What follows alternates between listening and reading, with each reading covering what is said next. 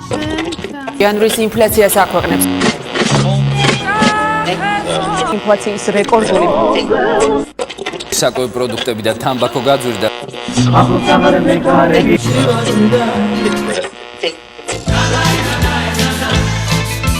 დღეს ძალიან საინტერესო, მაგრამ ამავე დროს საკმაოდ მტკივნეულ თემაზე უნდა ვისაუბროთ. ჩავარდნით ტენდერებზე. ეს სიტყვა ხშირად გვესმის. ახალ ამბებში ტენდერი ჩაიშალა, კონკურენცია არ შედგა, სახელმწიფო შეწყვიტვა ვერ განახორციელა, მაგრამ რეალურად რას ნიშნავს ეს ყველაფერი და რატომ ხდება, რომ სახელმწიფო რაღაცას ყიდვას ცდილობს და საბოლოოდ ვერ ან არ ყიდულობს.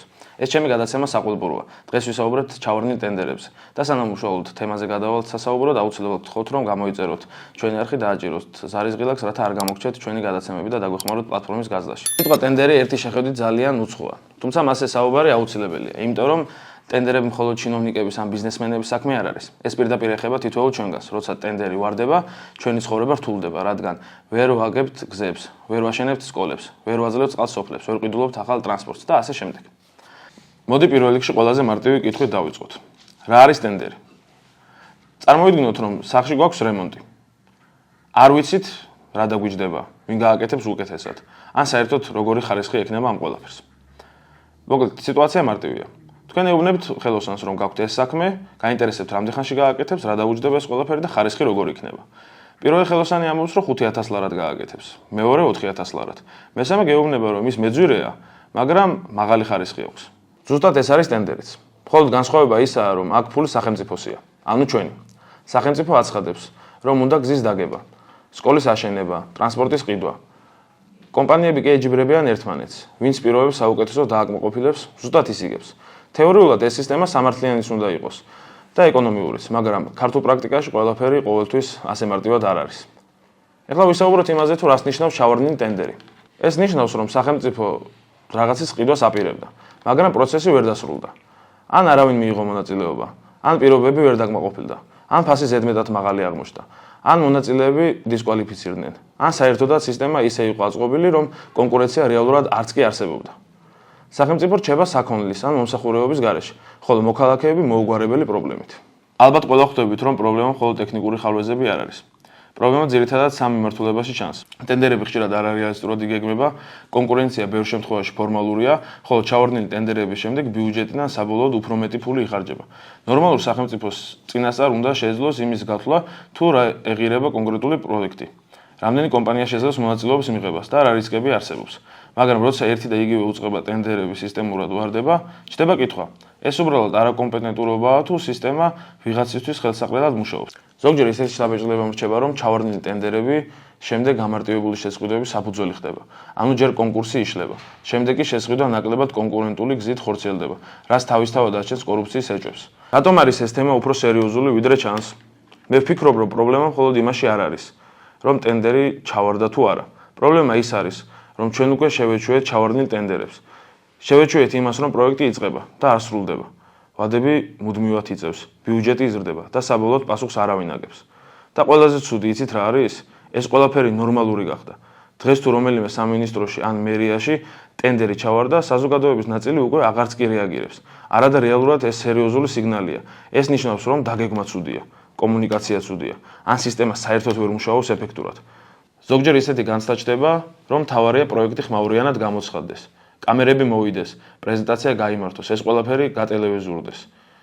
მაგრამ რეალურად ტენდერი იშლება, ვადა გადაიწევა, პროექტი გაძვირდება და ბოლოს ყველაფერი ისე მოქალაქეების გადასახდელი გახდება. და ამ დროს ყველაზე დიდი პრობლემა არ არის მხოლოდ ფული. ყველაზე დიდი პრობლემა არის დაკარგული დრო. რადგან როცა ერთი პროექტი თვეებით ან წლებით ფერხდება, ქვეყანაც ადგილზე დგება, ბიზნესიც ფერხდება, ინვესტორიც ფრთხება, ხალხის უნდობლობას იწყებს და საბოლოოდ იქნება განცდა, რომ სისტემა რეალური შედეგებისთვის კი არა, პროცესის იმიტაციისთვის მუშაობს. ახლა უკვე რაც ვისაუბრეთ იმაზე, თუ რა არის ტენდერები და რა არის ჩაშლილი ტენდერები, ეხლა მინდა გავაკეთო ტოპ 5 საქართველოს უახლესი ისტორიის ჩაშლილ ტენდერებზე. მეხუთე ადგილი. თბილისის მეტროს 50 მილიონიანი ვაგონები რუსეთიდან. მეტროს ვაგონების განახლებისთვის ევროპის ბანკმა საქართველოს 50 მილიონი ევრო ასესხა. ტენდერში ერთი შეხედვით ყველაფერი კარგად მიდიოდა. იქამდე სანამ ხოისაუცრებავდა რუსულმა კომპანიამ არ გაიმარჯვა. მერე დაიწყო ომი, სანქციები და ჩვენი სახელმწიფო მიხვდა, რომ სანქცირებული რუსული კომპანიისგან ვაგონების ყიდვა საერთაშორისო ასპარეზზე როგორც მინიმუმ ცუდი ტონი იქნებოდა. კონტრაქტი შეწყდა. ევროპის ვალი დაგვედო. და სწორედ ამიტომ ველოდები ძალიან დიდხანს მეტროს. გვიწევს ჭყლეტვაში ყოფნა და ხშირ შემთხვევაში მეტროს რამდენიმე ვაგონის გატარება იმისთვის, რომ უბრალოდ A პუნქტი და B პუნქტში მივიდეთ. მეოთხე ადგილი, ნამაჰმა ჰესი. ანუ არც ჰესი, არც ფული. ეს პროექტი ქართული ბიუროკრატიის მწვერვალია. სახელმწიფომ თურქული კომპანია ენკასთან ისეთი შემაშფოთებელი ხელშეკრულება გააფორმა, რომ მთელი რაიონის ხეობა 99 წლით გადაუფორმა, რის შედეგადაც დაიწყო მრავალთვიანი პროტესტი. ხალხი ქუჩაში გამოვიდა. სახელმწიფო კი ისე დაიბნა, რომ ვერც მოსახლეობას აუხსნა რა ხდებოდა, ვერც ინვესტორს და მგონი თვითონაც არ იცოდა. საბოლოოდ თურქულმა კომპანიამ ხელი დაგვიქნია. წავიდა და საერთაშორისო არბიტრაჟში უზარმაზარი კომპენსაცია მოგთხოვა. შედეგი? ჰესი არ გვაქვს, ინვესტორი არ ყავს. არც ხალხი აკმაყოფილი. სამაგერო ჩვენი ჯიბიდან დაახლოებით $400 მილიონ გადავუხდით კომპანიას აბსოლუტურად არაფერში. $400 მილიონ მილიარდ ლარზე მეტია. ამ ფულით დიუშენის კუნთოვანი დისტროფიით დაავადებულ ბავშვებს 20 წლის სამყოფ წამალს შემოუტანდით. მესამე ადგილი. წერეთლის გამზირი. ეს ისტორია ქართული მენეჯმენტის სახელმძღვანელოა. ორი კომპანია შეიყვანეს, რომლებსაც წერეთლის გამზირის რეაბილიტაცია უნდა ჩაეტარებინათ. საქმე ისე გაიჭედა და აირია, რომ ვადების ამოწურომამდე რამდენიმე კვირით ადრე მერიამ ორეო კომპანია ამოაგდო პროექტიდან და თქვა, ტენდერი ჩაიშალა, დრო არ გვაქვს, ფორს მაჟორიაო. მერე ყოველგვარი კონკურსის გარეშე პირდაპირ შესყიდვით შემოიყვანეს უამრავი სხვა კომპანია და ღამეები ათენებინეს, რომ არჩევნებამდე გზა როგორმე გაიხსნათ. აი ეს არის ნამდვილი კლასიკა. ჯენ ტენდერს ჩააგდებ, მერე კი ფორს მაჟორის სახელით მილიონებს პირდაპირ უფორმებ, ვისაც გინდა. არ ვიცი რატომ ალბათ მე ვერ ხვდები, მაგრამ ასე ტენდერებს რატომღაც სულ ოცნების შემომწირველები იგებენ. მეორე ადგილი, სამტრედია გრიგოლეთის მაგისტრალი, რომელიც ძალიან საინტერესო ამბავია. აქ არა მარტო ტენდერი, არამედ ხიდით ჩავარდა. ერთ მშვენიერ დღეს, გახსნამდე ცოტა ხნით ადრე, მილიონიანი ხიდის საყრდენი ბურჯები მდინარე რიონმა საგულდაგულო ჩაღლაბა და მთელი კონსტრუქცია წყალში ჩაიყოლა. ამას მოყვა კლასიკური სამთავრობო პროპაგანდა, სადაც ამბობდნენ, რომ ჩვენ რა შუაში ვართ, წყლის დონე მაიწია, ეტყობა ხიდი მხოლოდ მზიანი ამედისთვის იყო გათვლილი. შემდეგ დაიწყო ახალი ტენდერები, ექსპერტიზები, გაქცეული კონტრაქტორები და ხელახლა გადაყრილი მილიონები.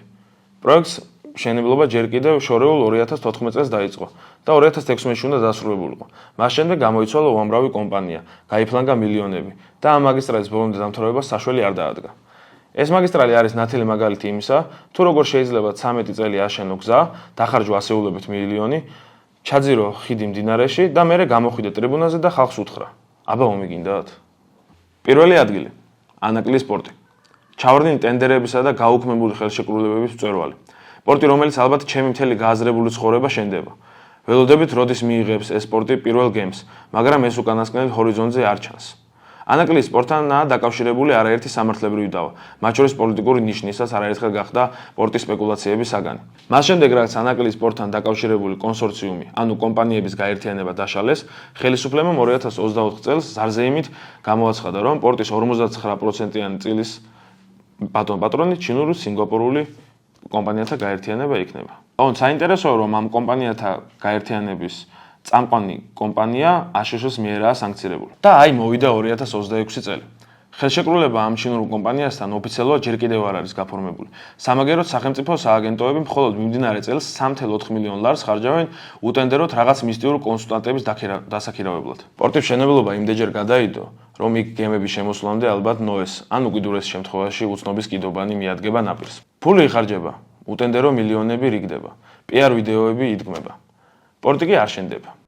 როგორც ჩემ მონოლოგში და ზოგადად მთელი გადაცემის განმავლობაში თქვენ მოისმენთ, ჩავარდნილმა და არ შემდგარმა ტენდერებმა ძალიან ბევრი პრობლემა, მათ შორის ეკონომიკური პრობლემა წარმოშვა ჩვენი ქვეყნის წინაშე და ამის ერთ-ერთი ნათელი მაგალითი არის ნამახვან ჰესი. როდესაც ტენდერის ჩავარდნის გამო საქართველოს დაჯარიმდა მილიარდი ლარით. გამოვედი დღეს მე თბილისის ქუჩებში და მაინტერესებს, რას ფიქრობს ქართველი ხალხი თუ რა შეიძლება და რაში უნდა დახარჯოს სახელმწიფომ ეს 1 მილიარდი ლარი, რომელიც საბოლოო ჯამში ჩემი და თქვენი გადასახდელი იქნება. ინტერესებს რა შეუძლია სახელმწიფოს გააკეთოს მილიარდ ლარად. სახელმწიფოს შეუძლია მილიარდ ლარად მოაგვაროს ჯანდაცვის ყველა ის პრობლემა, რომელიც დღეს არის ყველაზე აქტუალური. ეს არის პათოლოგიები, იშვიათი პათოლოგიები, რომლებსაც საქართველოში ვერ მკურნალობენ. ეს შეიძლება ჩაატაროს და დააფინანსოს უცხოეთის კლინიკებშიც, შეიძინოს უცხოური წარმოების პრეპარატები, რომელთაც უმკურნალებენ საქართველოში ამ პაციენტებს და იშვიათი დაავადების მქონე პაციენტებს ყველას ეყოფა ეს 1 მილიარდი ლარი, რომელიც თითო მილიარდი რამდენიმე საჯარო მოხელეს მოპარული აქვს უკვე საქართველოში ბოლო 15 წლის განმავლობაში. განათლების დონე უნდა ამაღლოს, პედაგოგები უნდა სათანადო დონეზე. ნუ კვება კიდე მოიცდის რამე ესე მგონი. მაინც უფრო მნიშვნელოვანია რომ პედაგოგი იყოს სათანადო დონეზე. ნუ აი თუნდაც ის ელემენტარული რაღაცას ალბათ უნდა ახალი სოციალური პროექტები გაკეთდეს, რომელიც უზრუნველყოფს ბავშვებს. აი თუნდაც ძალიან ბევრი აქტივობები ბავშვებს ხელი არ მიუწვდებათ არც სპორტულ აქტივობებზე, არც შემოქმედებით აქტივობებზე, იმიტომ რომ მშობლები საარსებო მინიმუმს ვერწვდებიან და ბუნებრივია ბავშვები მოკლებული არიან ამ ყველაფერში. პირველ რიგში ბავშვებისთვის გამოყოს თანხა, რომ წამალი დაუფინანსდეთ, ასევე სკოლებში შეუძლიათ რომ გახადონ კვება უფასო. ვთვლი რომ ეს ძალიან მნიშვნელოვანია ამჟამად, იმიტომ რომ ბევრს არ აქვს იმის საშუალება, რომ ბავშვების კვება დააფინანსოს თუნდაც სკოლაში. კიდევ შეიძლება რომ გაჩერებებზე მეტი ლოდინი რო არ მოგვიწიოს, ავტობუსებიც დაახმატონ. ჩვენი გადაცემის სტუმარი არის კორუფციის მკვლევარი, კოალიცია ცვლილებების წევრი და ოპოზიციური ალიანსის წარმომადგენელი ბესიკ დონაძე. მოგესალმებით ბატონო ბესიკ.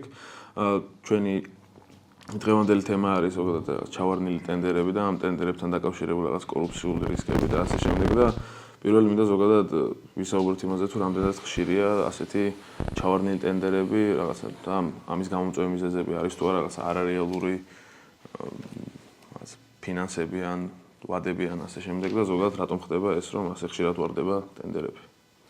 მოგესალმებით, მადლობა მოწვევისთვის. პირველად ვარ თქვენ გადაცემაში. კეთილი იყოს ჩემი ფეხი. ახლა ზოგადად ტენდერებზე საუბრისას უნდა გავითვალისწინოთ ერთი რამე, რომ ტენდერის ჩატარებელი არის ქართული ოცნება.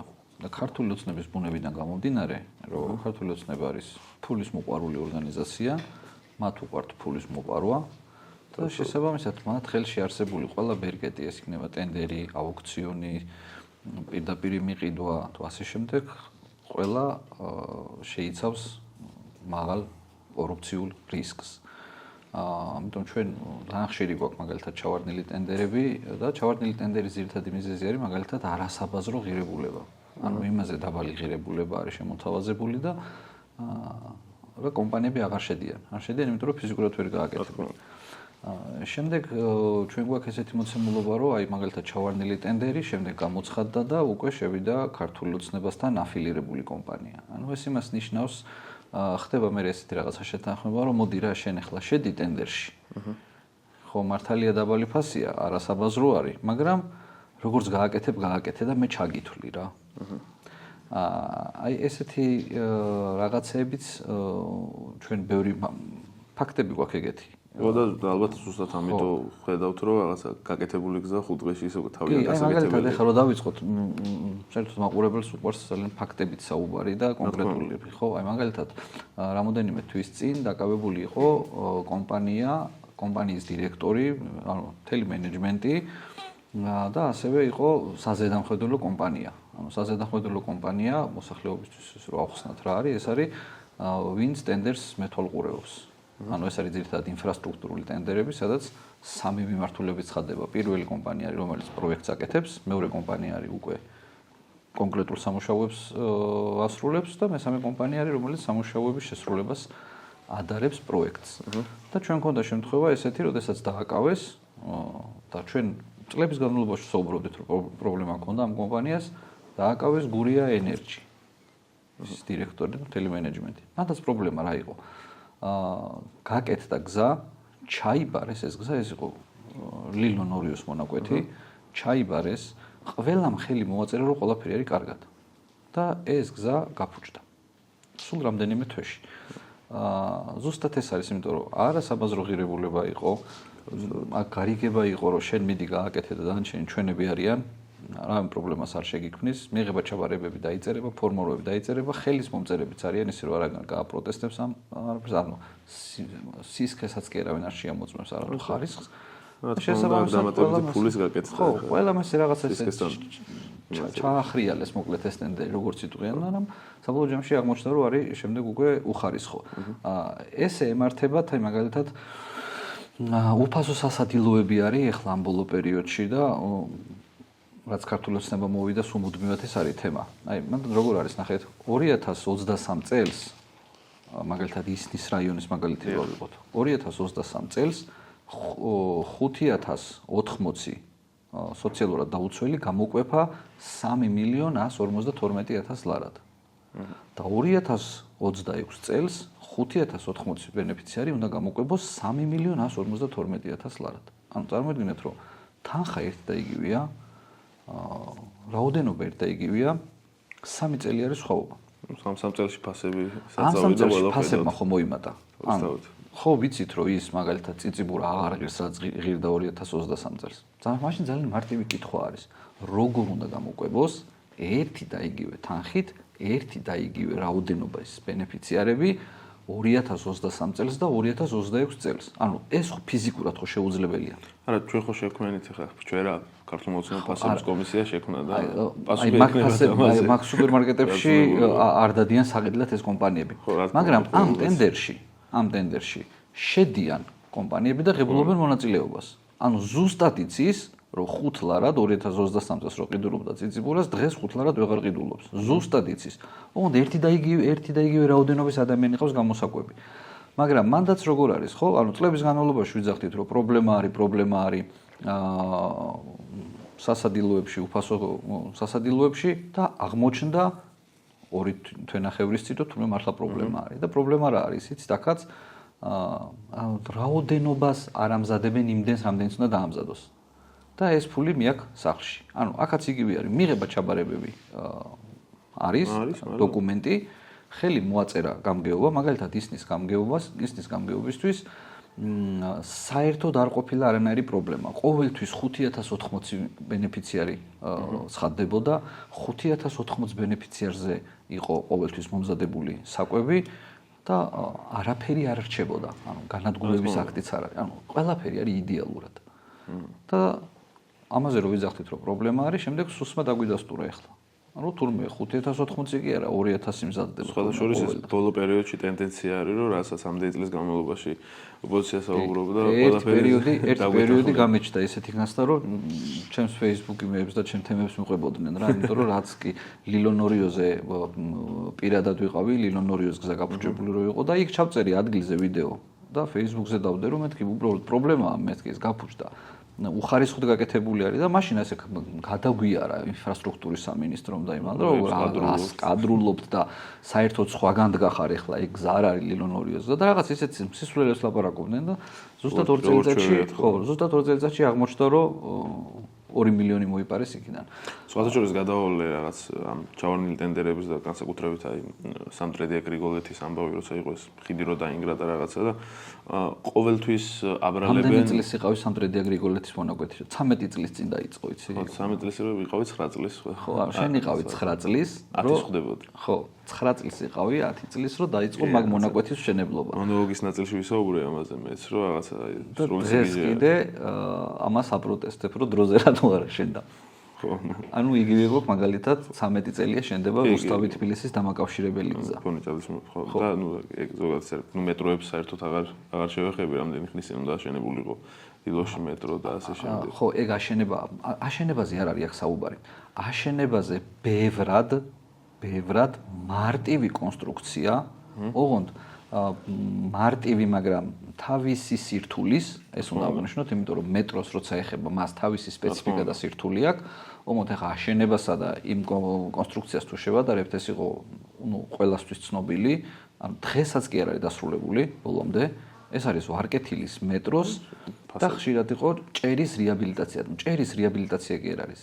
უკვე გაკეთებული ჭერის შიდა მოსაპირკეთებელი სამუშაო იყო.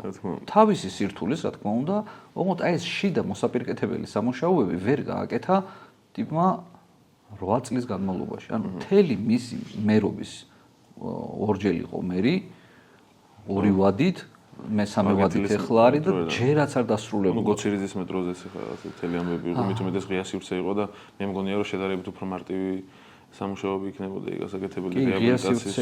ღია სივრცე იყო, თავისი გამოწვევები ჰქონდა. და როდესაც მეტროს რეაბილიტაციები დაიწყო კალაძეს, მე პირადად ბევრჯერ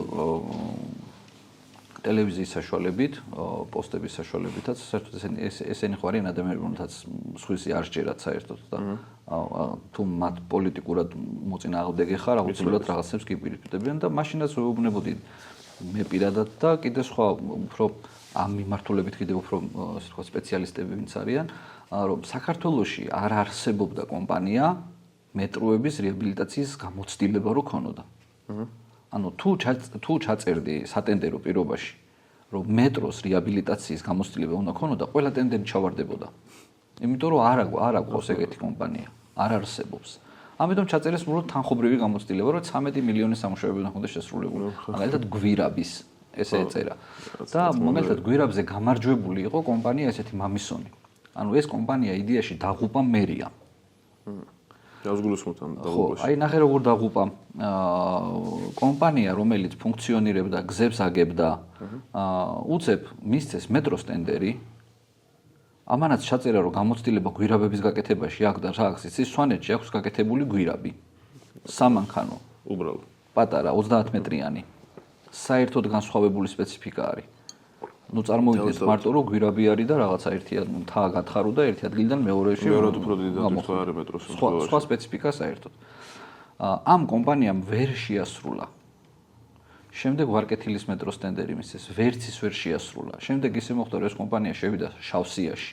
შავსიაში რო კომპანია მოხდება, ხო, ცუდი ფინანსური მდგომარეობა არის, უმუშევარი რჩება ხალხი. ეს კარგი კი არ არის. აი ხანდახან არის ხოლმე ესეთი შემთხვევები, რომ რაღაც ქართული ოცნება რო გამოდის, იცი რა არის, ჩვენ ეს კომპანია შავსიაში შევიყვანეთ. თითქოს ეს არის მათთვის რაღაცა გამოსავალი და დავსაჯეთ. გასაგებია კომპანიას თავისი წილი პასუხისმგებლობა აქვს, მაგრამ მისი შავსიაში შეყვანა უმუშევრებს გვიზრდის და კიდე კომპანიებს გვაკლებს, რომელიც სახელმწიფო ტენდერებში შედიან და სხვა კომპანიები უკვე ერიდებიან სახელმწიფო ტენდერებში შესვლას. იმიტომ რომ იქ ნახეს, რომ შეიძლება საერთოდ გაკოტრდე. იმიტომ რომ ვიღაცამ არ მოგცა სრულყოფილი პროექტი. იმიტომ რომ ვიღაცამ არ აგიხსნა კარგად, რომ აი ეს მეტროს ჭერის რეაბილიტაცია არ არის მარტივი გასაკეთებელი. და თვითონაც არ იცოდნენ რომ მარტივი გასაკეთებელი იყო. შემდგომში აღმოჩნდა რომ 8 წელი აკეთებს, დღესაც აკეთებს, არ დაუმთავრებია. ჯერ თავიდან იყო რომ ქვევით ქვედა სადგურის მე აღმოჩნდა რომ თურმე ესკალატორის თავზეც გასაკეთებელი ყოფილა. ეხლა აღმოჩნდა რომ თურმე ვესტიბიულიც გასაკეთებელია.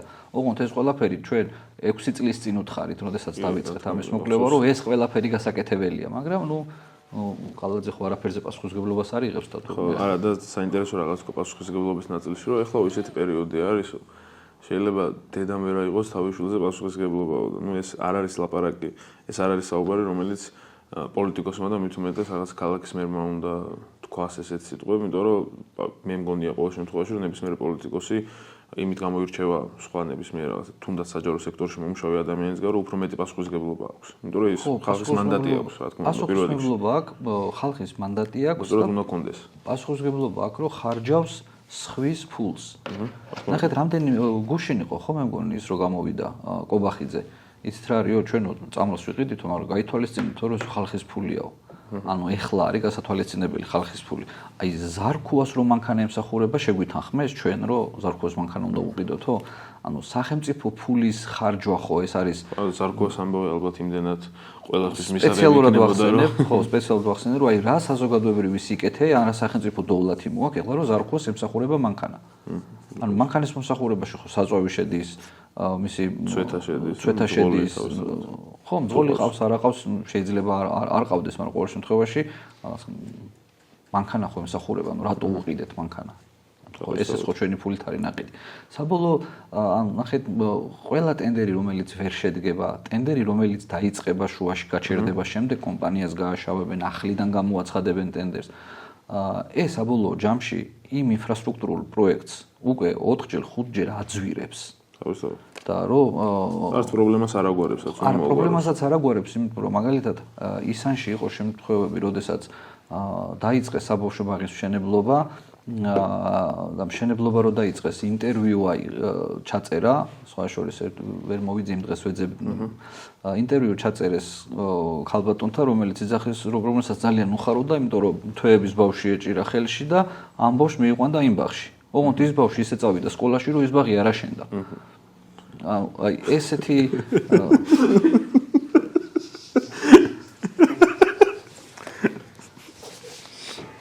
Tangari. Onu idეაში.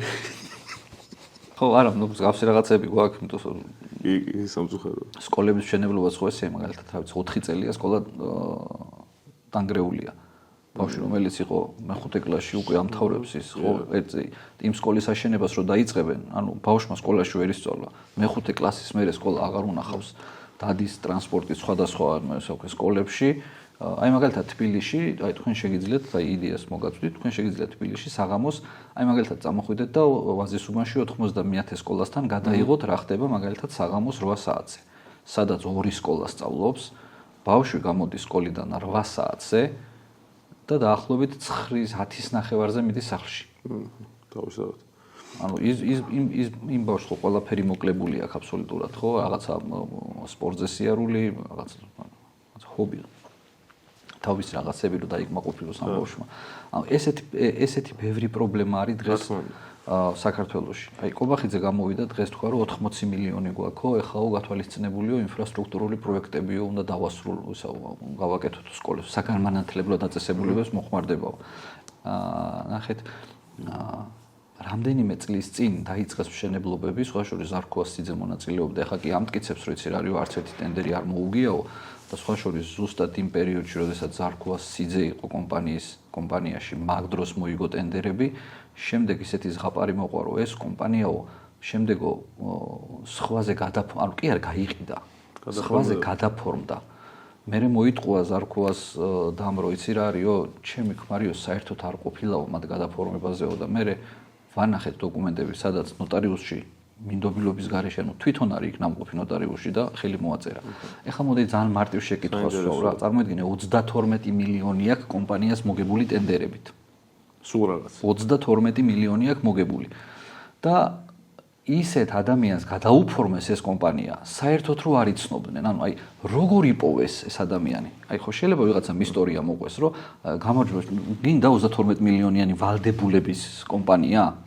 ესეთი, აბა ეს ხალი ესე სადღაც ნახეს რა, აი ეს ქუჩაში მიდიოდნენ და გამარჯობა 32 მილიონიანი ტენდერი ხო არ გინდათ უკვე მოგებული გვაქვს. და გადმოგიწევს. არ მგონია უარზე ყოფილიყო ვინმე. ის სკოლები, რომელ ტენდერშიც გამარჯვებული იყო ეს კომპანია. ის სკოლები ყველა დანგრეულია და არც ერთი აშენებული არ არის. ასევე საბავშვო ბაღები. აი მაგალითად ჩვენ როდესაც ვეუბნებოდით, რომ რუსთავში საბავშვო ბაღების მშენებლობასთან დაკავშირებით პრობლემებია, გვეუბნებოდნენ, რომ იცი რა არის, რუსთავს ხავს ძალიან მაგარი მერი, ის ყველაფერს გააკეთებს და აღმოჩნდა, რომ მართლა პრობლემებია და დაიჭირეს ის ხალხი. ყველას და გასაკვირად. ხო, და ის ბაღებიც საუშენებელია, გაურემონტებელია. ბაღებზე როცა ისაუბრეთ ძალიან ის ну ერთი შეხედვით სასაცილო ამბავი მოყევით, ну რეალურად არ არის ეს სასაცილო, მაგრამ აი უნდა მეკითხა ზოგადად, რომ აი თქვენთვის საყვარელი ესეთი რაღაცა ტენდერთან დაკავშირებული ან კორუფციასთან დაკავშირებული საყვარელი ფაქტი რომელია რაღაც არის რამდენიმე ერთ-ერთ იუმორისტულ გადაცემაში, ჯავახიშვილის გადაცემაშიც მოვყევი და ძალიან ბევრჯერ უნდა მოყვე ეს ამბავი, იმიტომ რომ შექმნეს ესეთი ორგანიზაცია, რომელშიც ჩვენ 4 წლის განმავლობაში ჯამში 1 მილიონი ლარი გვაქვს გადახდილი სახელმწიფო ბიუჯეტიდან. ეს შექმნა აფხაზეთის მთავრობამ და ეს იყო სულიერების ცენტრი. ესეთი ორგანიზაცია იყო. და აფხაზეთის საზოგადოების სულიერი გაჯანსაღება ქონდა წესდებაში ჩაწერილი. მე შემიძლია წესდება გამოგიგზავნო და წაიკითხო რა იმ წერია. წესდების სათაური უკვე საინტერესოა. ხო, ან სულიერების ცენტრი იყო რა, რაღაცა სულიერების ახლებული პოზიციონირება როგორია და ასე შემდეგ. და ამ ყველაფერში 2020-ში შექმნეს და 2024-ში დახურეს. 1 მილიონი ლარი გადავიხადეთ, ანუ 250. არ ვიცი ხა ჩვენ სულიერ მდგომარეობა როგორი იყო, ხარ ზრუნავდნენ. 4 წელში მეგონია რომ გამოკეთდა, მაგის მე აი 2024 წლის შემდეგ სულიერ მდგომარეობა თორე. და იცი რა, იყო სასაცილოც აღარ არის, მაგრამ აი გაგეცინება აი წარმოიდგინე არ უნდა რეალური ამბავი რაც არის რა, აი თელავის მუნიციპალიტეტი. თელავის მერიაში მუშაობს უბრალოდ დასაქმებულია მერიის სისტემაში. ოღონდ კონკრეტულად მერიაში კი არა, მერიას რო კიდე რაღაცეები აქვს, აი აიპებს რო ეძახიან არა ორგანიზაციები. 1113 კაცი. აი დილით რომ მე გამოვიდეს და თქვას რომ თათბირი არის ხა და ყველა თანამშრომელი მოვიდესო შენობა ნაგებობა არ არის მაგხელა თელავში არსად 8013 კაცი და დაჯდეს. და ამას თავიდანები ხა წარმოიდგინე, რომ დილით 10 საათზე 1100 ადამიანი მიდის და თელავის განვითარებისთვის მუშაობს. ანუ თელავი ხა სად უნდა იყოს, ხო ხვდები? გურჯაანის გვერდზე აღარ იქნებოდა ყოველ შემთხვევაში მაგ. აი, სასწაული ციფრები არის. ზესტაფონში მუშაობს 895 ადამიანი მერიაში, მერიის სისტემაში. ყოველთვის კარგი შედარება არის ხოლმე უცხოეთთან, იმიტომ რომ ეხლა მე როგორც ვიცი, რამდენიმე მერიაში იმაზე ნაკლები ადამიანი მუშაობს, არა თბილისის მერიაში, არამედ დედაქალაქის მერიაში კიდე რაღაცა სასწაული ციფრები. მუშაობენ იმაზე ნაკლები ადამიანი, ვიდრე პირობითად ლონდონის მერიაში და ეს ყველაფერი და ეს ფული ხო ჩვენ გვაკლდება. რა თქმა უნდა. ხო, მარტო სოციალურად დაუცველებს და პენსიონერებს არ აქვს. თითოეულ ჩვენგანს ვიცი. საქართველოს ყველა მოქალაქეს აკლდება, იმიტომ რომ ამ ფულით შესაძლებელი იყო უფრო მეტი სოციალური პროექტის განხორციელება, უფრო მეტი ინფრასტრუქტურული პროექტის განხორციელება. ის რაც ახლა კეთდება, გზები, ხიდები, როგორი მდგომარეობა არის, იცი რომ რაც გააკეთეს, უკვე ეჭვგეპარება, იმიტომ რომ მათი ქცევებიდან გამომდინარე, იმ კომპანიების სანდოობიდან გამომდინარე, ეჭვგიჩდება, რომ ეს რამდენიმე წელში შეიძლება საერთოდ დაინგრეს. ტენდერში გაიმარჯვა კომპანიამ, რომელსაც ხა კახეთში რომ მიდიხარ და გზა რო არის დაგებული, მაგისტრალი ხო არის? იქ უნდა ყოფილიყო ბეტონი. და ბეტონის მაგვირად დააგო ასფალტი. აი ესე. და ეხლა ეს უნდა ეხლა უბრალოდ ეს სიტყვა უხდება ამას რა. ეხლა ეს უნდა გააპრავო. ხო უნდა მოიფიქრო ეხლა როგორ უნდა ნახე, თან დააგო ბეტონი უფრო ძვირია და ბეტონის ფასში დააგო ასფალტი.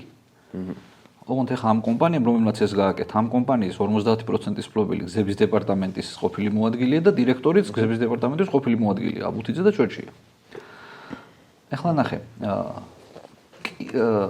მოიყვანეს რაღაცა საექსპერტო კომპანია და ამ კომპანიამ დაწერა, რომ აქ რაღაცაო წყლები აღმოაჩინეთო. და აქ არ შეიძლებაო ასფალტის დაგებაო. და ეხლა ნახე რა გააკეთეს. ამ დაქირავებული საექსპერტო ჯგუფის ხარავის არ სჯეროდა ეხლა რა. ასფალტის თუ ბეტონის დაგება არ შეიძლება. ბეტონის დაგება არ შეიძლებაო და ეს იცი რომელი ჯგუფი არის? ვინც ზედამხედველობდა და ეს ზედამხედველობა უნდა განეხორციელებინა. აი ვინც კი დაიჭირეს გზების ამბავზე მთელი ამ პერიოდის განმავლობაში, ყველგან ზედამხედველი იყო ეს კომპანია. ესე იგი ის ანუ რაღაცა თაღლი თუ ხო? მე რა ქნეს იცი? მოდიო ცოტა უფრო მყარი რო იყოსო, სამხარაულს მიწერეს ესეთი წერილი. რომ აიო წარმოიდგინეთო, რომ აი ამ მონაკვეთსეო ჩამოდისო წყალი და რაღაცები დაწერეს რა, ანუ ძალიან ბევრი მიზეზი დაწერეს. რისი არსებობის შემთხვევაშიც იქ ბეტონის დაგება არ შეიძლება. და სამხარაულს მიმართეს კითხვით, აი ეს მოცემულობა რო იყოსო, ბეტონის დაგება შეიძლებაო და სამხარაულმა მიწერა, რომ არ შეიძლება. ამათ მაიღეს და აი არ შეიძლება ბეტონის.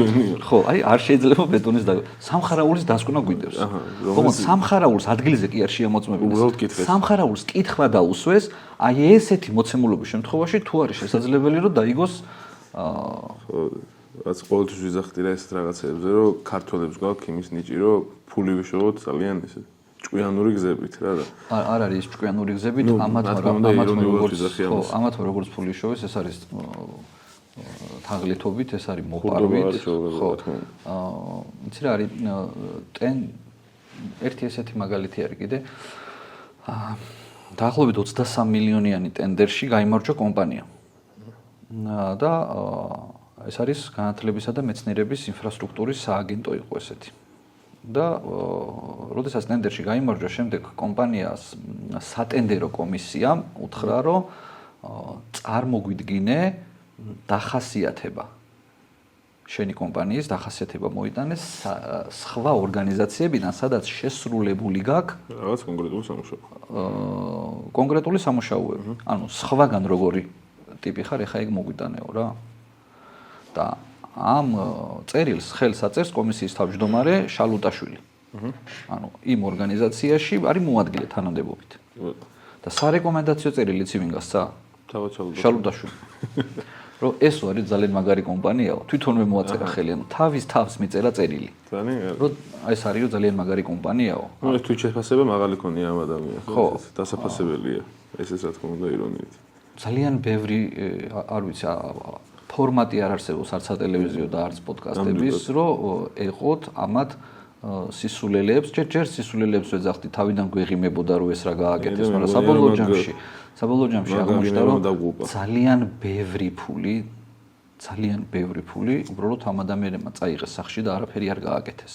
კარგად რო დაფიქრდები ადამიანი, რომ ისეთ ქვეყანაში ცხოვრობ და ისეთი ხელისუფლება გყავს, რომ 13 წლის განმავლობაში გზა ვერ დააგეს. ეს არის სამტრედია გრიგოლეთის. რამე ცუდი რელიეფი, აი რაღაცა რთული რელიეფი მაინც იყოს, ხო? ანუ სწორია.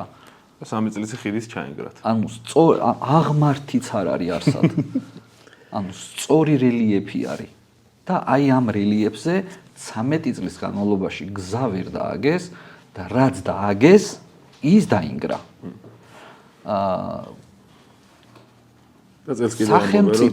სახელმწიფო საჯარო მოხელე პირი არც ერთი არ არის დაკავებული ამ თემაზე. ანუ წარმოიდგინეთ, რომ მთელი ამ 13 წლის განმავლობაში ვერ გაკეთდა, რაც გაკეთდა, ისიც დაინგრა და პასუხისმგებელი არ არის არავინ. ანუ არავინ არაფერზე არ არის პასუხისმგებელი. ეგეთი რამე წარმოუდგენელია უბრალოდ. რო იძახიან, რომ აი ქართული ოცნება უნდა შეიცვალოს, ქართული ოცნება უნდა წავიდეს და პასუხისმგებელი ადამიანი უნდა მოვიდეს. პასუხისმგებელი იქნება ადამიანი, რომელიც ფულის ხარჯვაზე, პასუხისმგებელი არის ხარისხზე, პასუხისმგებელი არის ვადებზე. და ამ ყველაფერზე პასუხისმგებელი არის სახელმწიფო. სხვა შორის ქართულ ოცნებას აქვს ესეთი მიმართულება აქ არჩეული, რაც მოვიდა ხელისუფლებაში, რომ აი რაღაც რომ მოხდება, პირდაპირ იმიტომ რომ კომპანიის ბრალია. და სხვა შორის კალაძე არის კიდე ესეთი, რომელიც ხო, ძალიან ხშირად იყენებს. ხომ ზირთად აი ვაკის პარკის ტრაგედია რო იყო. და მათ შორის რიყის პარკის რომ მოხდა. რიყის პარკზეც რო იყო და ვაკის პარკის ტრაგედია რო იყო. პირველი, ანუ კითხვა რომ დაუსვა ჟურნალისტმა, პირველი მისი მხრიდან რეაქცია იყო, რომ კომპანია არის პასუხისმგებელი. ეს თავდაცვით რეფლექსი იყო. ხო, კარგად რო ავხსნათ რა, წარმოიდგინე, როდესაც ტენდერს აცხადებ და რაღაცის შესყიდვა რო გინდა, ეძებ კომპანიას. და კომპანიას რო ეძებ, თვითონ შემსყიდველი, ანუ სახელმწიფო ორგანიზაცია წერს კრიტერიუმებს, როგორი კომპანია ჭირდება. რა გამოცდილების კომპანია ჭირდება. რამდენი უნდა კონდეს ბრუნვა, რა უნდა კონდეს შესრულებული, ანუ თუ მაგალითად ხიდს თუ აგებ, იქ ხო არ უნდა ჩაუწერო მარტო რომ სამშენებლო გამოცდილება უნდა კონდეს. სამშენებლო არის კედლის აშენება სახლში, ესეც სამშენებლო გამოცდილება არის. ნუ იქ თუ ჩაუწერო ხიდის მშენებლობა არის, შესაბამისად წრეები წროვდება და უფრო მეტი პროფესიონალი შემოდის ამ ტენდერში. კომპანია თუ ცუდი გამოდგა, ვისი ბრალი არის? ესე იგი, სატენდერო პირობები არ დაწერე კარგი. შემდეგი არის შერჩევა შეფასების ეტაპი. ანუ თუ ის კომპანია სატენდერო პირობებს არ აკმაყოფილებდა და აღმოჩნდა, რომ თურმე არც მატერიალური რესურსი ქონია, სანამ ფურს ჩაურიცხავ მანამდე, არც მაგალითად ტექნიკური რესურსი, არც გამოცდილი ადამიანები ყოლია მასში შემადგენლობაში. მაშინ შერჩევა შეფასების ეტაპი როგორ გაიარა? ანუ დოკუმენტები რო დაიჭირე, ანუ როგორ გაატარე შერჩევა შეფასების ეტაპი, ხო? აი ამის მაგალითი შემიძლია მოვიყვანო ეხლა პატიმრების კვების ტენდერი დასრულდა. და როდესაც კომპანიამ გაიმარჯვა, ტენდერი დასრულდა 4 მაისის 12 საათს. ეხლა 4 მაის 12 საათზე დასრულდა ტენდერი. გადაცემა ჩაწერილი და 4 მაისს დასრულდა ტენდერი 12 საათზე და 5 საათზე გამარჯვებული გამოვლინდა. ანუ 12-დან 5 საათამდე შერჩევა შეფასების ეტაპი გაიარა და 12-დან 5 საათამდე 408 ფურცელი უნდა წაეკითხა მინიმუმ ანალიზი რო გაგეკეთებინა. 38 დოკუმენტი წარადგინა კომპანიამ და ეს 38 დოკუმენტი შეადგენდა 408 ფურცელს.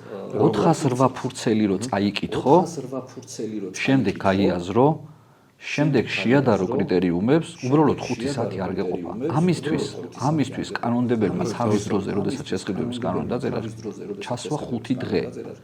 ან 5 დღის განმავლობაში 5 დღე არის რომ დეტალურად უნდა შედარდეს ყველაფერი, დეტალურად უნდა იყოს მოკლეული, იქ რო წერს რომ ყავს ამდენი თანამშრომელი, ის თანამშრომლები უნდა ნახო რეალურად ყავს თუ არა. და ასე შემდეგ და ასე შემდეგ. ანუ 5 საათში ეს ყველაფერი უნდა გაწიო თავისთავად. და შემდეგ რომ მაგალითად იქნება რომ რაღაცას ეს კომპანია ვერ გააკეთებს, მე სახელმწიფო მოტრიალდება და იტყვის ვიცი რა არის სახელმწიფო კომპანიის ბრალია. კომპანიის ბრალი არა. შეიძლება კომპანიას კონდეს რაღაცა ცდუნება. ხო რაღაცა ცუდი გააკეთოს, რაღაცა ხარისხო გააკეთოს, რაღაცა ფული მოტეხოს, შესაძლებელია. მაგრამ ამ შემთხვევაში სად არის სახელმწიფო ან მონიტორინგი რატომ არ ხორციელდება. სხვა შორის აქვე შეგვიძლია ჩვენ მოვიყვანოთ მაგალითად პატიმრების კვებაზე ბევრი პატიმარი რო იძახდა, ხო იძახის რომ ცუდი საკვები არის და სხვა შორის თვითონ სახელმწიფო რო წერდა რომ აი რაღაცა ტარაკანა აღმოჩნდა და რაღაცა ხოჭო აღმოჩნდა ხაჭაპურში და ასე შემდეგ და ასე შემდეგ. თუ ამას დეტალურად გავივლით რა საფეხურებს გადიოდა საკვები პროდუქტი პატიმრამდე, ანუ მიხვდებით რომ კომპანიის გარდა დამნაშავე არის სახელმწიფო. და რატომ იცით? საკვები პროდუქტები რო შედის ციხეში, მოგეხსენებათ რომ დახურული სისტემა არის. საკვები პროდუქტები რო შედის ციხეში, ამ ყველაფერს ამოწმებს ციხის საბადრაგო სამსახური. შემდეგ, როდესაც ეს პროდუქტები მოხვდება სასაწყობე მეურნეობაში, იქ უკვე ამოწმებს სპეციალური ჯგუფი არის გამოყოფილი, იმიდან რა ქვია, საჯილახსოვრების დეპარტამენტიდან და ეს ხალხი ამოწმებს. შემდეგ, როდესაც პროცესში საკვები მომზადდება და შემდეგ უკვე ექიმი უწერს ხელს, რომ ეს საკვები არის კარგი. ექიმის 3-4 წრე ვიპოვეთ. ხო, ექიმის ხელმოწერის შემდეგ საკვები გასანაწილებლად გადაეცემა საბადრაგო სამსახურს. ანუ წარმოიდგინეთ, რომ 4 მონიტორინგის შრია გასავლელი პატიმრამდე რომ საკვები მივიდეს. არ წარმოიდგინეთ, ამ კომპანიამ თავისი დააშავა და მოამზადა ცუდი საკვები. რა თქმა უნდა, თავის წილი პასუხისმგებლობა როგორც მას თავის წილი პასუხისმგებლობა აქვს. და ამაში რა თქმა უნდა, პირველ სამტეხლო ჯარიმა, საერთოდ შეიძლება ტენდერიდან გაუუშვა. მაგრამ დარწმუნებულად გააჩნია დარღვევის რას დარღვევს და როგორ დარღვევს, შეიძლება სამართლებრივი პასუხისმგებლობას მოუწიოს. რა თქმა უნდა, სამართლებრივი პასუხისმგებლობა დადგეს და ასე შემდეგ. მაგრამ სად არის დანარჩენი ანუ სახელმწიფო სად არის? ამ შემთხვევაში ექიმმა რატომ მოაწერა ხელი თუ ყველაფერი თუ ამ საკვებში ხოჭო იყო? დამატებითი ცილა არის ალბათ. ესე ჩათო. ხო და ესეთი მაგალითების მოყვანა შეიძლება აი თითქმის ყველა ტენდერზე. იმიტომ რომ ქართული ოცნების ბუნება და მიდგომა არის რომ როდესაც ამოცანა არის ფულის შოვნა და პრიორიტეტი არის ფულის შოვნა, დანარჩენი უკვე ბიუჯეტის ეკონომია, ხარისხი, კომპანიაზე ზრუნვა, ხალხზე ზრუნვა, ეს უკვე არის მესამე, მეოთხე ხარისხი, მეორე ხარისხოვანი არ არის. მაგის ქვევით გადავდივართ. ანუ ჩვენ მოსახლეობა, ჩვენი მოქალაქეები ქართული ოცნებისთვის ვართ, რა ვიცი, მეოთხე, მეხუთე ადგილზე, იმიტომ რომ ჯერ თავარი არის რომ ფული წაიღონ სახში, შემდეგ უკვე ეს დოკუმენტაცია გაასწოროს და ყველა ის საჯარო მოხელი, რომელიც ამაში მონაწილეობას ღებულობს, შესაძლებელია იყვნენ ისეთი თანამშრომლები, რომლებიც სარგებელს არ ღებულობდეს. ანუ არ იღებდეს სარგებელს, მაგრამ დეპარტამენტის ან სამმართველოს უფროსმა დაავალა, რომ წადიახა და ხელი მოაწერე. და ესეც შეშინებულია, ხელი რო არ მოწერს, სამსახურიდან გაუშვებენ. ამიტომ ამ ადამიანმა უნდა გამოვიდეს და უნდა თქვას, რომ იცი რა არის, მე თუ ამას ხელი მოვაწერე, პირობითად ჩემი ხელმძღვანელის დავალებით და მოგეთ მაიძულა რომ ხელი მომეწერა. ანუ ესეთ შემთხვევებსაც უშვებთ, იმიტომ რომ მიღება ჩაბარების აქტები, რომლებიც არის ბიუჯეტიდან ფულის გადარიცხვის საფუძველი. რომელიც ასევე ყველასთვის გასაგებია ბიუჯეტის ფული არის ჩვენი ფული და არა რაღაც კონკრეტული რამდენიმე. ნახეთ მათ როგორ არის მიღება ჩაბარების აქტებში არის როგორი სახელები და გვარები, იცი რომ კაცი შვილმა არაფერი არ იცის. არავინ ამ ადამიანებს არ იცნობს. ეს არის საშუალო და დაბალი რგოლის თანამშრომლები. ანუ დაბალი რგოლს არ ვიძახი, ანუ ეს არის სპეციალისტები, მთავარი სპეციალისტები, განყოფილების უფროსები, რომელიც ესეთი საჯარო პირები არ არიან ეს ადამიანები. ესენი არიან მუშაობენ და იქ დაავალა სამმართველოს უფროსმა, დაავალა დეპარტამენტმა და საბოლოო ჯამში აი მაგალითად გამოვა მე აი ხარსელაძე მაგალითად და იტყვის რომ აბა ძმაო ჩემი ხელმოწერა არის სადმე? არსად ჩემი ხელმოწერა არ არის. და რეალურად არ არის არსად მისი ხელმოწერა. ხო არ არის არსად მის ხელმოწერა და თუ კალაძის იმას გავუყვებით კიდე რომ პასუხისმგებელი არაფერზე არ არის თან მისი ხელმოწერაც არ არის მაშინ რას ვერჩით ამ ადამიანებს ხო ნუ პირველ რიგში ეს ყველას კარგად გვესმის რომ ეს ადამიანები ჩვენ შემთხვევაში მე თქვენ და დარწმუნებულად ჩვენ მაყურებელმა არა მაგრამ საქართველოს მოსახლეობის რაღაც ნაწილმა აირჩია რომ ყოფილიყვნენ რაღაც მენეჯმენტის ნაწილი ყოფილიყვნენ პასუხისმგებლობის მქონე პირები, რომლებიც კი რაღაცას რომ დააშორდნენ, თვითონ უნდა აიღოთ ეს პასუხისმგებლობა, მაგრამ მე არ მახსენდება ბოლო ქართულ ოცნების მმართველობის პერიოდში არ მახსენდება რომ პასუხისმგებლობა რამაზე თვითონ აიღოთ, თუ შემდეგ რაღაცა პოლიტიკური გადაწყვეტილება არ მოხდა და რამდენიმე ადამიანი იყავი იმის მერი არ გახსენდება არაფერი, იმიტომ რომ არაფერი არ მახსენდება ნამდვილად. მაგის მერე დავიწყიდიაში ფიქრი და ხო რაც შეეხება აი ქართულ ოცნებაზე საუბრობდით და ყოველთვის ხედავთ რომ ის ადამიანები ხშირ შემთხვევაში ყოველთვის არა ხშირ შემთხვევაში მსხვილი ტენდერების მომგებები არიან ამ ქართული ოცნების შემომწირველები ხარდამჭერები შეიძლება ითქვას ან უბრალოდ ესეთი ვალიებთ აი ქათმისა და კვერცხის პარადოქსის ვარიანტი არის ჩემთვის რომ ანუ ჯერ ქათამი გაშდა თუ კვერცხი ეგ ვერ გავიგანო ჯერ ეს ადამიანები იყვნენ ქართული ოცნების ხარდამჭერები და შემდეგ იგებდნენ ტენდერებს თუ პირიქით ჯერ ტენდერები მოიგეს და მერე გახდნენ ქართული ოცნების ხარდამჭერები მოდი მაგ სირთულეებში ნუ შევალთ ნამდვილად ეგ იხსნება ძალიან მარტივად ტენდერი მოიგე და ფული უნდა მიიტანო ქართულ ოცნებაში ის ადამიანები, რომლებიც სექტემბერ-ოქტომბრის 2025 წელს ვიძახე ის დაჭერები რო წავიდა. ყველა ვინც დაიჭირეს, ყველა იყო ქართული ოცნების შემწირველი. ამ ადამიანებმა ეს ფული საკუთარი ჯიბიდან ხო არ მოიღეს. რა თქმა უნდა, გამოვიდა მაშინ მამსჯელობას თუ გავყვებით, ქართული ოცნება ფინანსდებოდა ბიუჯეტიდან მოპარული ათკატით. ანუ ბიუჯეტიდან მოიპარებს ახლა ეს 2 მილიონს, შენ ამ 2 მილიონს ჩაუთვლი რო ვითომ გააკეთა, მიღება ჩაბარებებზე ხელს მოუწერ. ეს 2 მილიონი ჩაირიცხება ამ კომპანიას, შემდეგ განაწილდება ქართული ოცნების ჩინოვნიკი მიიღებს თავის წილს და ამ რაღაცა წილის გაყოფაში პარტიის დაფინანსებაც არის თავისი წილი, ანუ ამ პარტიას ყველა ტენდერში აქვს თავისი წილი. ასევე არის კიდევ სქემები, როდესაც მაგალითად ნახავ კომპანიას, არანაირი დაახლოება არ აქვს ქართულ ოცნებასთან. აი არც არავის ნაცავი არ არის, არც არავის ბიძაშვილი არ არის. საერთოდ რა ვიცი, შევიდა ტენდერში მონაწილეობა მიიღო, ესეთი ვიხმაროთ კიდე რომ რაღაც ჩესნად მოიგო ტენდერი და აი ამის შემდეგ იწყება უკვე ამ კომპანიის გაფუჭებაც. ანუ მიდის მე ინფრასტრუქტურის სამინისტროში პირობითად და ინფრასტრუქტურის სამინისტრო პირველივე გადარიცხოს უგვიანებს. ანუ ინფრასტრუქტურული პროექტის გამხორციელებელი კომპანიისთვის პირველი 10 დღეში 10 დღე მისთვის ფულის გაჩერება, ну ხელშეკრულებაში კი უწერია რომ 10 დღეში უნდა ჩაურიცხოს, მაგრამ თუ ადრე ჩაურიცხავ ფულს, მისთვის არის კარგი, იმიტომ რომ სწრაფად მიდის. აი უბრალოდ დაუგვიანდა. აი 10 დღე გაუჩერეს ფული. მე რადგება ვიღაც ერთ-ერთი ადამიანი იქიდან ეტყვის რომ მოდიცი რაკენი გავნაწილდეთ ახლა რა პარტიის მისატანი პარტიაში მივიდეს, ამის მისატანი აქ მივიდეს და შენ მიღება ჩაბარებას რომ მოიდან ორშაბათს ფული ჩაგერიცხება სამშაბათს, ანუ 10 დღე აღარ გაგიჩერებთ ამ ფულს. რა თქმა უნდა ეს აწყობს ამ შესაბამისად ამ კომპანიასაც აწყობს, იმიტომ რომ ახლა ვიღაცა ქუჩაში მდგომი უბრალო პირი ხო არ ეუბნება, ვიზეც დამოკიდებულია, ისე უბნება ამ ყველაფერს. ანუ მას მარტო ფულის გაჩერება კი არ შეუძლია. თავისი უფლებების ბოროტად გამოყენების შემთხვევაში ამ კომპანიის გაკოტრება შეუძლია. ანუ ეხლა ხო ესეთი განცდაა, რადგან ინფრასტრუქტურის სამინისტროს ხელში ჩავარდი, ან რომელიმე შენ დამკვეთის ხელში ხარ, სასამართლო ნორმალური არა გაქვს, პოლიცია ნორმალური არა გაქვს, ამ ადამიანზე ხარ ეხლა. არავის იმედი არ გაქვს და ამ ადამიანზე ხარ ჩამოკიდებული ხარ. ამან უნდა ჩაგირიცხოს ფული, ამან უნდა მოგიწეროს ხელი მიღება ჩაბარებაზე, შეგასრულებინებ სამუშაოს, დახარჯავ დაახლოებით მაგალითად შენ კომპანიის ფულს 1 მილიონს და რა ვიცი არ ჩაიბარებს რა. სანამ ფულს არ მიუტა. და შესაბამისად ეს კომპანია უკვე გაკოტრებულია. ამიტომ ეს შიშირვა და ეს სისტემა რო არის და ეს სისტემა ყველა მიცის, ამ სისტემის შესაბამისად მოქმედებს უკვე ყველა. ანუ ჩვენ შემომწირველებში წავაწყდებით ისეთ ადამიანებს, რომლებიც საერთოდ არ არიან მაგალითად ქართული ოცნების ხარდამჭერები, არც არავის ნაცავები არ არიან, მაგრამ ქართული ოცნებაში ფული აქვთ მიტანილი. იმიტომ რომ სისტემა არის ესეთი.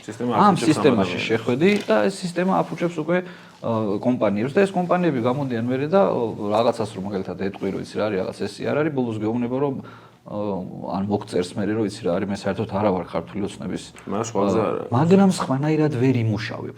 ანუ აი ეს წინადადება აქვს ყველა კომპანიას. სხვანაირად ვერ იმუშავებ. მაშინ სახში უნდა დავჭდე. იმიტომ რომ ზუსტად იცის ამ ადამიანმა, რომ თუ ესე არ გარიგდა, თუ ესე რაღაცები არ დაალაგა, ფიზიკურად ვერ იმუშავებს. ყველაზე კარგი ვარიანტი. ხო, აი საზედამხედველო კომპანიები არიან, რომლებიც ზედამხედველობას როგორც თქვი, ხო, ზედამხედველობას რო უწევენ ინფრასტრუქტურულ პროექტებს. აი ტენდერში მონაწილეობენ და იმ ტენდერს აქვს ესეთი მოთხოვნა, რომ უნდა წარადგინო თანამშრომლების სახელები, გვარები და მათი პროფესიონალი ვინ არის, რა განათლება აქვს და ასე შემდეგ. და მაგალითად არის ესეთი მიმართულება დასავლეთის მიმართულება და აღმოსავლეთის მიმართულება. დასავლეთის მიმართულებაზე წერია ეს ადამიანი და აღმოსავლეთის მიმართულებაზე წერია.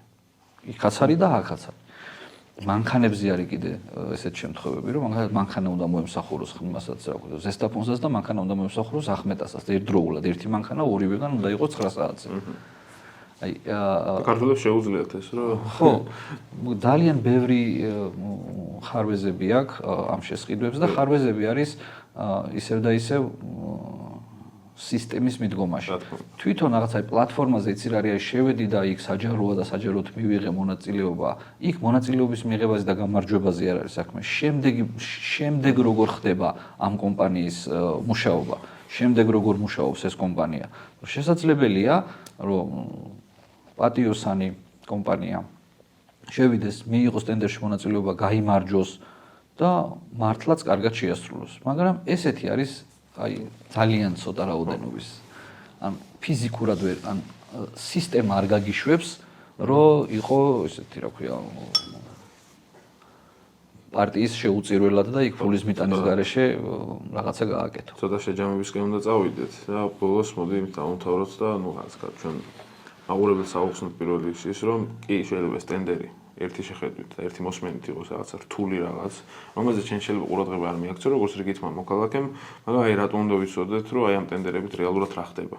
რომ რეალურად ეს ტენდერები არის ჩვენი ყოველდღიურობის შემადგენელი ნაწილი, ის რომ რაღაცა მანქანით ავდივართ და მანქანას ვაფუჭებთ გზაზე, ეს შეიძლება იყოს ჩავარდნით ტენდერის ბრალი, ის რომ სკოლაში ვერ დაგვყავს შვილი ესეც წყალი რო არ არის ნებისმიერ სოფელში სადაც არ არის წყალი და ასე შემდეგ ეს ყველაფერი ტენდერის ბრალია და იცი რა არის პოლიტიკაში არ ვერევი და ტენდერი არ მეხება ეგრე არ არის რა აპოლიტიკური ვარ თუ ატენდერული ვარ თუ როგორ ატენდერულიც ვერ იქნება იმიტომ რომ სახელმწიფო თუ კი რამე სერვის ახორციელებს ეს იქნება საქონელი თუ მომსახურება ანუ რამის ყიდვა ან რამის მომსახურება ყველაფერი კეთდება ტენდერით შესაბამისად ტენდერის კარგად ჩატარება ტენდერში პატიოსანი და კვალიფიციური კომპანიების მონაწილეობა აისახება ჩვენი ცხოვრების ხარისხზე და ჩვენ ბედნიერებაზე ანუ პირდაპირ აისახება. რა სწორედ ჩვენი ფულით ჩვენი ფულით გეცდება. აი მე და თქვენ რო გადასახადები გადავიხადეთ, აი დილიდან რო გამოხვედი სახლიდან, რამდენი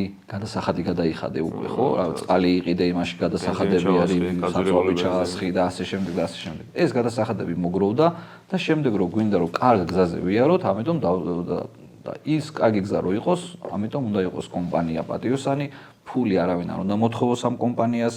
და როდესაც ფულს არ სთხოვს და ჯიბიდან საბოლოო ჯამში კომპანია საკუთარი ჯიბიდან რამეს კი არ იხდის. საბოლოო ჯამში კომპანიაც და სახელმწიფოც ჩვენ გვპარავს ფულს. ანუ არ არსებობს ისეთი სქემა, რომ ბიუჯეტიდან ფული მოიპაროს მარტო კომპანიამ. ან ბიუჯეტიდან ფული წაიღოს მარტო ჩინოვნიკმა. მათ შორის თუ არ არსებობს შეთანხმება, პირველი ტრანზაქცია ბიუჯეტიდან ხორციელდება კომპანიის ანგარიშზე. ნუ მე კომპანიიდან როგორ დავაგდება ამას? და თუ იცი რატო არის ყველაზე რთული გასახსნელი კორუფციული ამბები? ალბათ იმიტომ რომ ეს კომპანიის არა, ორივე კმაყოფილია. კომპანიაც კმაყოფილია და ჩინოვნიკიც კმაყოფილია. ამ შემთხვევაში დაზარალებულები ვართ ჩვენ, რომლებმაც ვერაფერი ვერ გავიგეთ საბოლოოდ. და შეგვჭა გაფუჭებული გზა, დანგრეული ხიდი, ჩამონგრეული სკოლა, არაშენებული საბავშვო ბაღი და შემდეგ ვკითხულობთ, რომ იცი რა არის, რა შუაში ეხლა ამ ყველაფერთან ტენდერი, შუაში არა, თავშია. ძალიან დიდი მადლობა სტუმრობისთვის, ძალიან საინტერესო საუბარი გამოგვივიდა. ჩვენ მაყურებელს გითხოვ გამოიწეროს ჩვენი არხი და აჭიროს არიზღილაკს, რათა ჩვენი YouTube ვიდეოები, გადაცემები და ასე შემდეგ ყველას შევხვდეთ, ჩვენ შევხვდებით შემდეგ სამშაბათს და დიდი მადლობა ყურადღებისთვის.